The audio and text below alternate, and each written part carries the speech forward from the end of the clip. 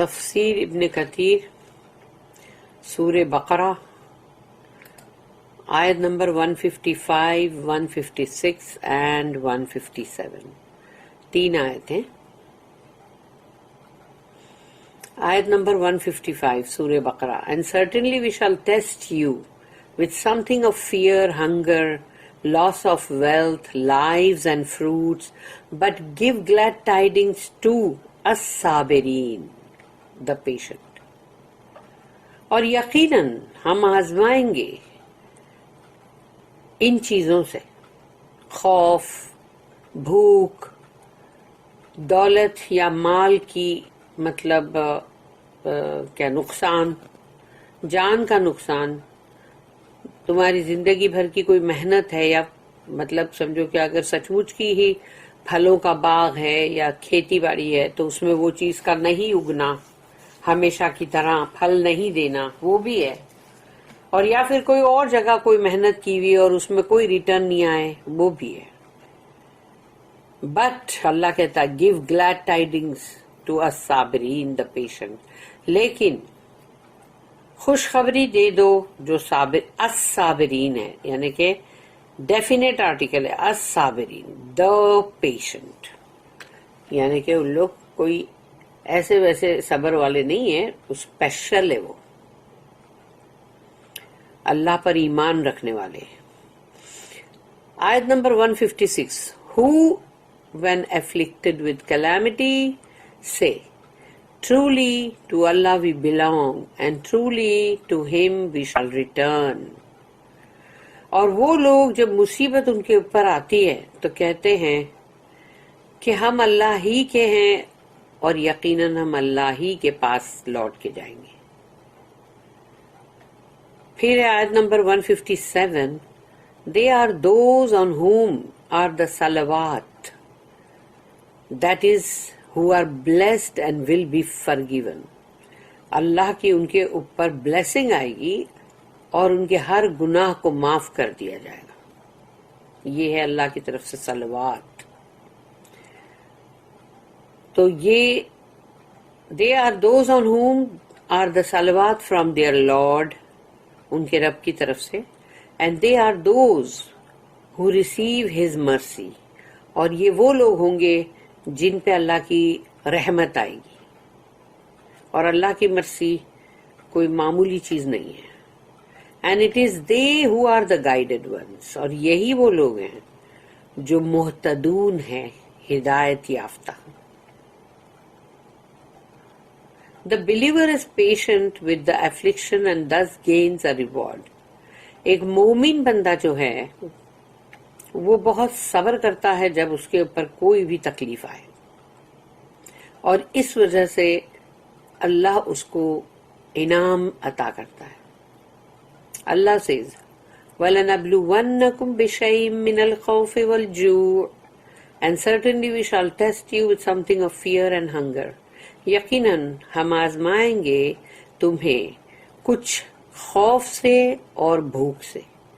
Allah informs us that he tests and tries his servants just as he said in another ayah. اللہ ہم کو یہاں پر اطلاع دے رہا ہے، خبر دے رہا ہے کہ وہ آزماتا ہے اور ٹیسٹ لیتا ہے اپنے بندوں کا، جیسے کہ اس نے ایک اور آیت میں بھی کہا ہے. قرآن کی ایک اور آیت ہے جس میں اللہ نے یہ کہا ہے، اور وہ ہے سورہ نمبر 47 سورہ محمد صلی اللہ علیہ وسلم آیت نمبر 31. وَلَنَبْلُوَنَّكُمْ، دیکھو اس میں بھی ہوئی ہے، نون پہ شدہ ہے. وَلَنَبْلُوَنَّكُمْ حَتَّى نَعْلَمَ الْمُجَاهِدِينَ مِنْكُمْ وَالصَّابِرِينَ وَنَبْلُوَ أَخْبَارَكُمْ. And surely we shall try you till we test those who strive hard for the cause of Allah. And as-sabirin, the patient. اور یقیناً ہم آزمائیں گے تمہیں، ایسا آزمانا جیسے کہ ہم نے پہلے جو لوگ بہت ہی جہاد کر رہے تھے، جد و جہد میں تھے اللہ کی راہ میں، جیسے ہم نے ان کو آزمایا تھا. اور صابرین کو. اینڈ وی شال ٹیسٹ یور فیکٹس، اور ہم تمہاری حقیقت جان کے رہیں گے، صحیح خبر حاصل کر کے رہیں گے. That is the one who is a liar and the one who is truthful. اس لیے کہ جب کوئی اللہ کی بہت محبت دکھائے اور یا اللہ کا بہت ہی اس کو مطلب جنون چڑھ گیا ہے کہ بس میرا رب میرا اللہ، اور اس کو اللہ کے قرآن سے بھی محبت ہے، لیکن جب اس کی آزمائش آئی تو وہ جھوٹا ثابت ہوا، یعنی کہ مطلب وہ فیلئر ہو گیا. اللہ ہم کو بچائے ایسا، لیکن ہم کو تو آزمائش سے بھی بچانا رب العالمین. اور وہ جو سچے ہیں کہ جس ان کی محبت اللہ کے لیے جو تھی برابر وہ اس کے اوپر ڈٹے رہے، جمے رہے، تو اللہ وہ حقیقت جو ہے نا بندے کی، اللہ تو جانتا ہے اندر بندے کے کیا ہے، وہ اللہ جانتا ہے، لیکن اللہ اس کو باہر لاتا ہے. جب ٹیسٹ آتا ہے تو وہ چیز باہر آتی ہے. جیسے شیطان جو ہے وہ ابلیس، وہ جب تک عالم بنا ہوا تھا فرشتوں کے بیچ میں اٹھتا بیٹھتا تھا، اللہ کی کتنی بندگی کرتا تھا. جیسے ہی اللہ نے اس کو آزمایا فیل ہو گیا.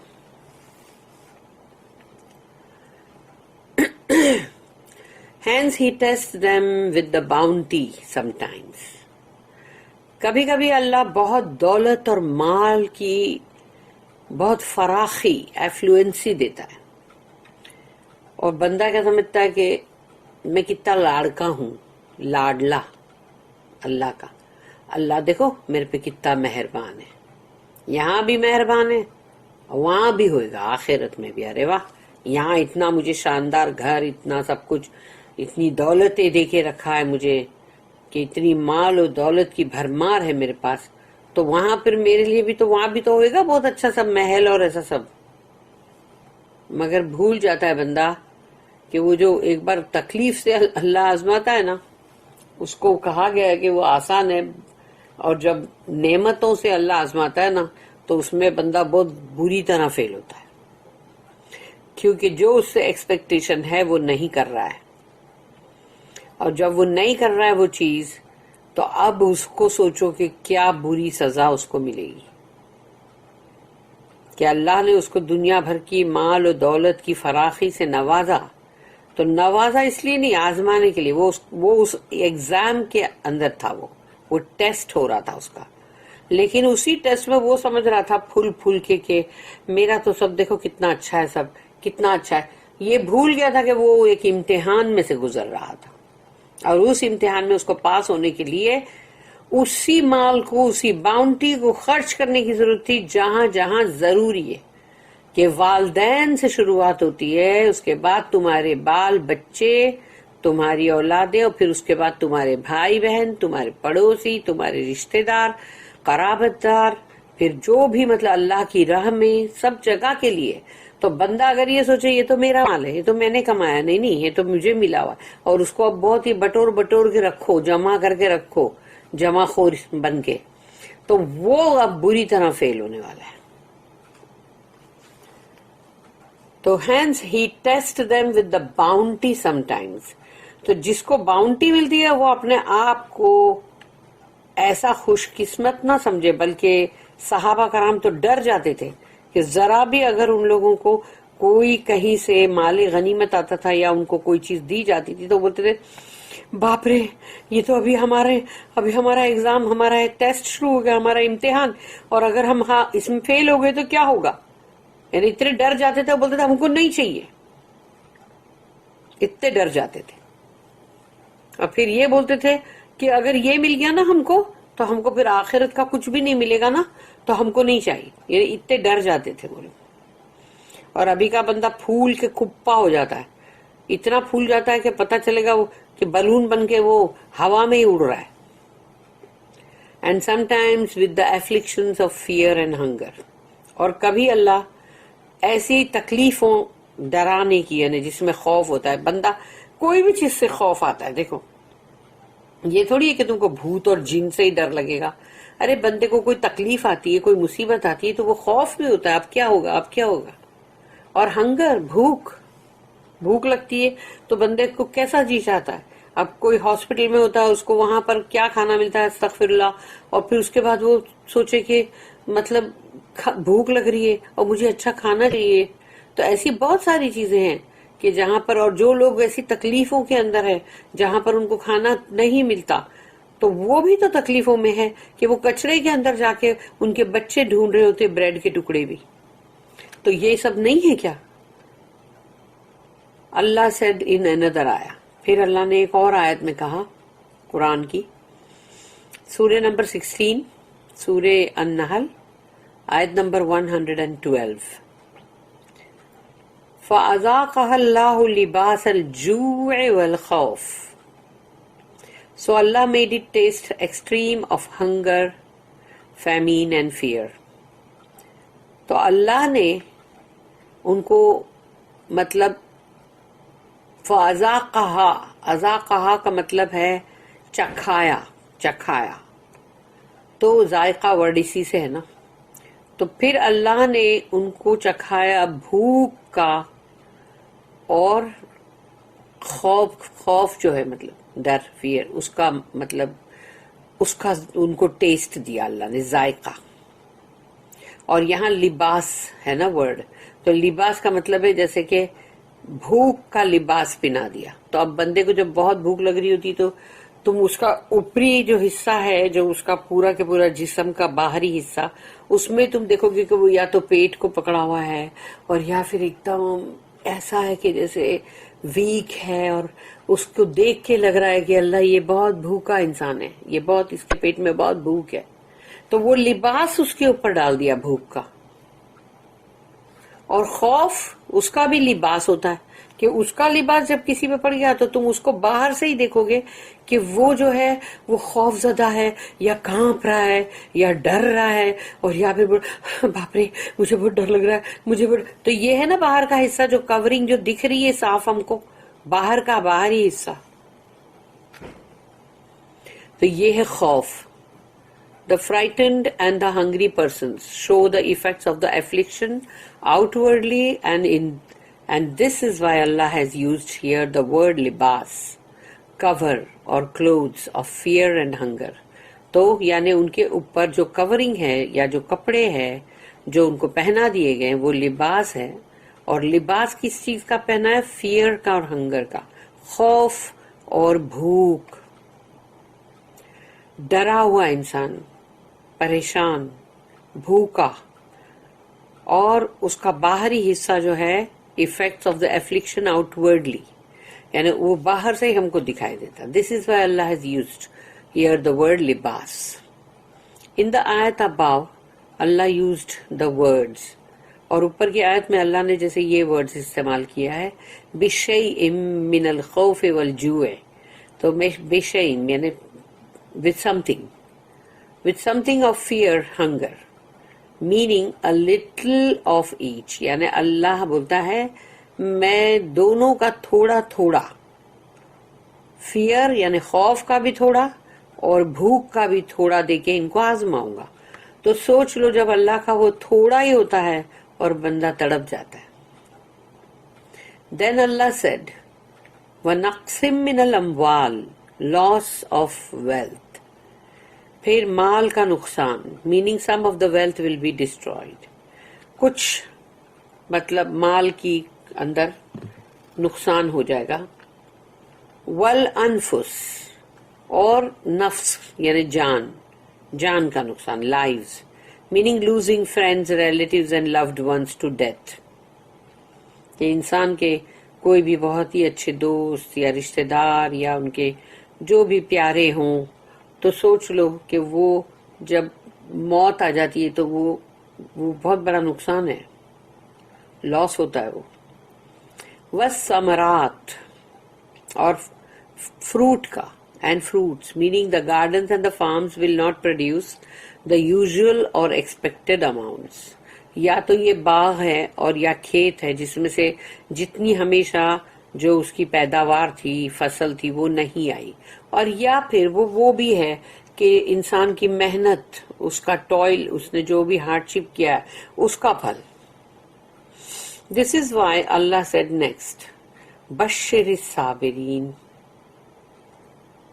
But give glad tidings to as-sabirin, the patient.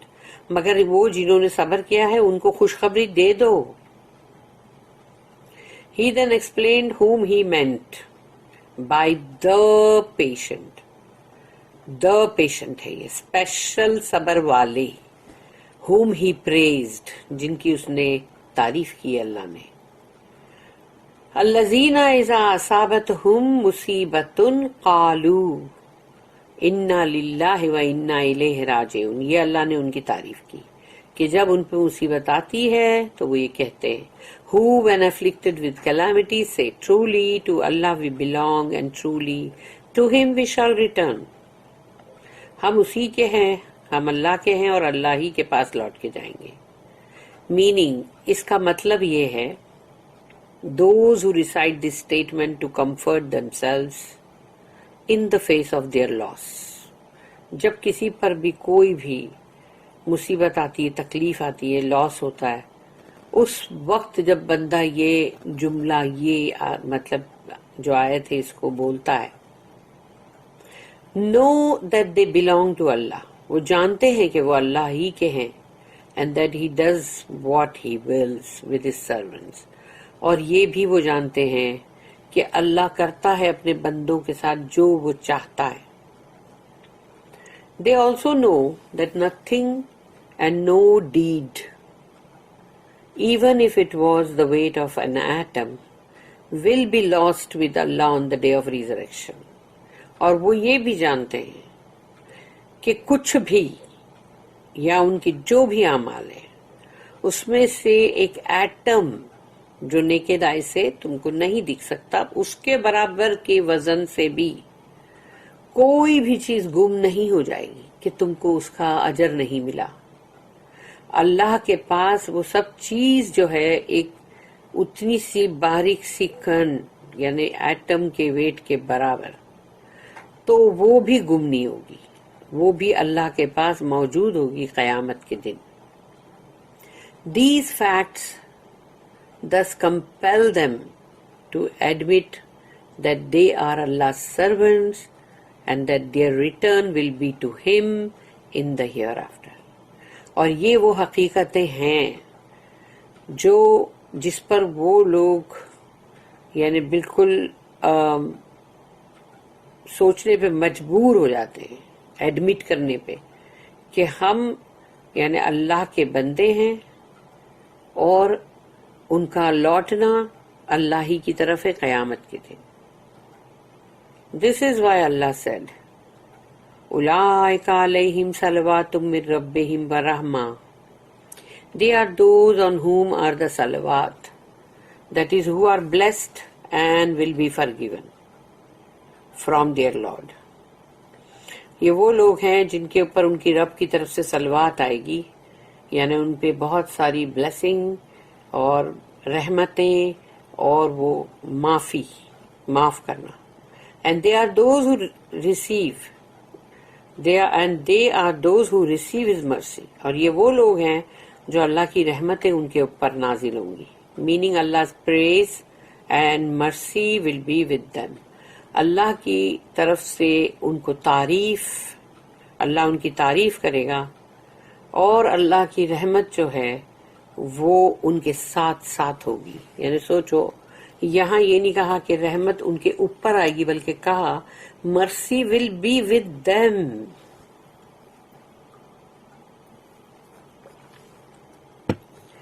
رحمت جو ہے اللہ کی وہ ان کے ساتھ ساتھ ہوگی, یعنی ان کے شامل حال ہوگی.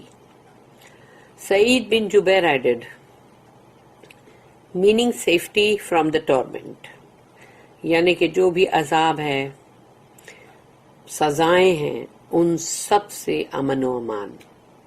یہ کتنا بڑا رحم ہے. وَأُولَٰئِكَ هُمُ الْمُهْتَدُونَ, and it is they who are the guided ones. اور یہ وہ لوگ ہیں جو ہدایت پر ہیں. عمر بن الخطاب رضی اللہ عنہ commented, What righteous things and what a great heights. کیا ہی نیک چیزیں ہیں یہ, اور کیا بلندیاں ہیں ان کی.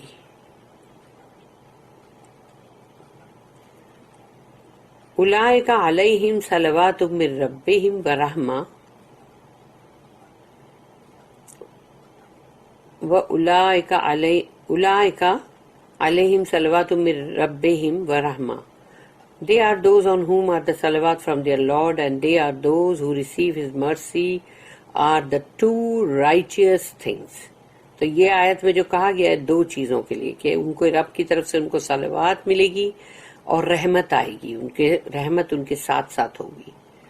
تو یہ دو ہے بہت ہی نیک اور بہت ہی اچھی چیزیں. اولئک علیہم صلوات من ربہم ورحمہ، یعنی یہ اس کے لیے کہا گیا کہ یہ بہت ہی بلندی، and it is they who are the guided ones, اور یہی لوگ ہوں گے جو ہدایت پر ہوں گے. وَأُولَئِكَ هُمُ الْمُهْتَدُونَ. تو یہ بہت بلندی کی بات ہے، بہت ہی ہائٹس کی. دا ہائٹس مینس مور ریوارڈس، یعنی بلندی کی بات ہے، اسی لیے انعامات جو ہے، اکرام جو ہے وہ بہت ہے. And these people will be awarded their rewards and more. اور ان کو ان کے انعاموں سے اور اکرام سے نوازا جائے گا اور بھی زیادہ، کیونکہ اللہ کے پاس تو کسی چیز کی کمی نہیں. The virtue of asserting that we all belong to Allah during the afflictions. During afflictions, the virtue یعنی کہ مطلب فضیلت اس کی کہ ہم اللہ کے ہیں. اگر اس کے اوپر مطلب تم کو یقین ہے اور تم تکلیف کے اندر اگر یہ بات سوچ رہے ہو تو اس کی یعنی کہ مطلب اس کی کیا بھلائی، کیا اچھائی ہے. There are several hadiths that mention the rewards of admitting that the return is to Allah by saying inna lillahi wa inna ilayhi raji'un. اس کی بہت ساری حدیثیں ہیں جس میں کہا گیا ہے کہ اس کے انعامات ہیں کہ جس نے اس چیز کو دل سے قبول کیا کہ ہم اللہ کے ہیں اور اللہ ہی کی طرف جائیں گے. Truly to Allah we belong and truly to Him we shall return. When afflictions strike, یعنی جب مصیبت آتی ہے تب. For instance, جیسے کہ امام احمد reported that سلمہ رضی اللہ عنہا narrated. سلمہ نے کہا once Abu Salama came back after he was with Allah's messenger and said, I heard Allah's messenger recite a statement that made me delighted. ابو سلمہ جو ہیں ایک دن رسول اللہ صلی اللہ علیہ وسلم کے ساتھ وہ گئے تھے اور وہ واپس لوٹ کے آئے تو انہوں نے کہا کہ میں نے رسول اللہ صلی اللہ علیہ وسلم کو اس چیز کو پڑھتے ہوئے سنا اور مجھے بہت ہی خوشی محسوس ہوئی. He said, لا يصيب أحدا من المسلمين مصيبة فيسترجع عند مصيبته ثم يقول اللهم أجرني في مصيبتي وأخلف لي خيرا منها إلا فعل ذلك به. No Muslim is struck with an affliction and then says istirja. کوئی بھی مسلمان جس کے اوپر تکلیف آتی ہے، مصیبت آ جاتی ہے اس پہ اور وہ استرجا کہے. When the affliction strikes, یعنی جب اس کے اوپر مصیبت آئے تبھی استرجا کہے. And then says, O Allah, reward me for my loss and give me what is better than it. تو جب وہ یہ کہے گا کہ اے اللہ جو بھی میرا نقصان ہوا ہے اس کے بدلے میں مجھے اجر دے اور مجھے جو لاس ہوا اس سے بہتر دے، تو اللہ وہ اس کو ضرور دے گا. But Allah will do just that. استرجا جو ہے وہ یہی ہے انا للہ و انا الیہ راجعون، اور اس کے بعد پھر یہ کہنا کہ اللہم اجرنی فی مصیبتی،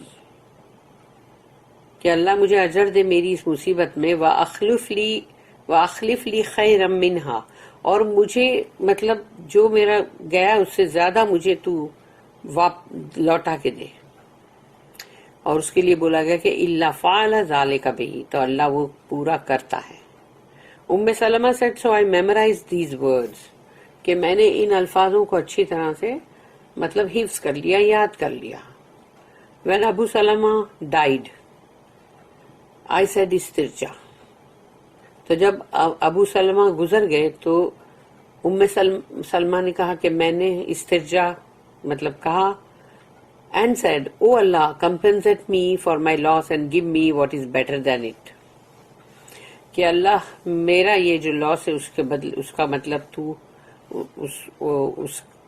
اس کو کمپنسیٹ کر، یعنی اس کے بدلے میں مجھے کچھ دے لیکن اس سے بہتر دے. I then thought about it and said، پھر میں نے سوچا اس کے بارے میں. انہوں نے کہا کہ who is better than ابو سلمہ، کہ بولے میں نے جب یہ سوچا کہ ابو سلمہ جیسے شخص اب ان سے بہتر کون ہوگا. when my iddah، the period of time before the widow or divorced woman can remarry، یعنی وہ جو ٹائم ہے عدت کا، تو وہ جو عدت کا جو مطلب پیریڈ ہے وہ جب ختم ہوا. when my iddah finished، تو انہوں نے کہا جب میری عدت ختم ہوئی، Allah's messenger asked for permission to see me while I was dyeing a skin that I had، تو اللہ کے رسول نے مجھ سے پرمیشن مانگی، اجازت مانگی کہ وہ مجھ سے ملنا چاہتے ہیں، اور میں ایک چمڑا جو تھا اس کے اوپر مطلب رنگ کر رہی تھی، جو سکن ہوتی ہے نا اینیمل کی. I washed my hands، gave him permission to enter and handed him a pillow and he sat on it، تو میں نے اپنے ہاتھ دھوئے، پھر میں نے ان کو اجازت دی داخل ہونے کے لیے، اور میں نے ان کو ایک تکیہ دیا تاکہ وہ اس پہ بیٹھیں. He then asked me for marriage، پھر انہوں نے مجھے یعنی شادی کا پروپوزل دیا.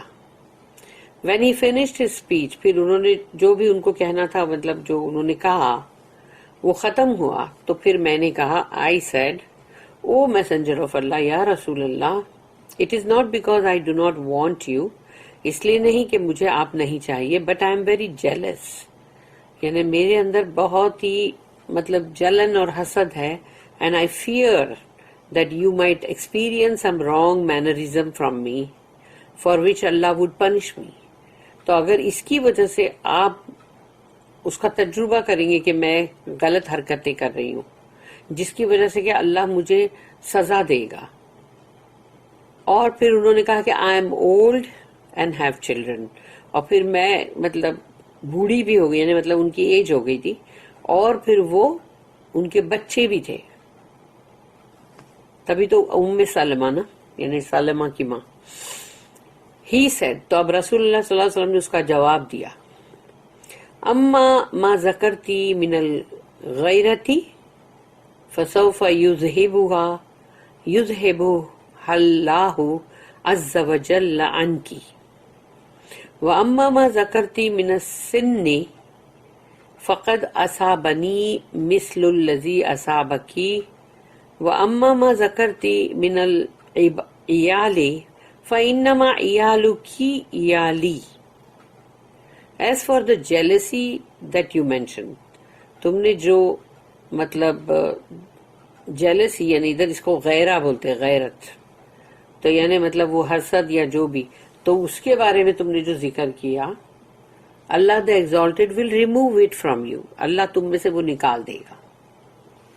As for your being old as you mentioned، کہ تم نے کہا تمہاری عمر ہو گئی ہے،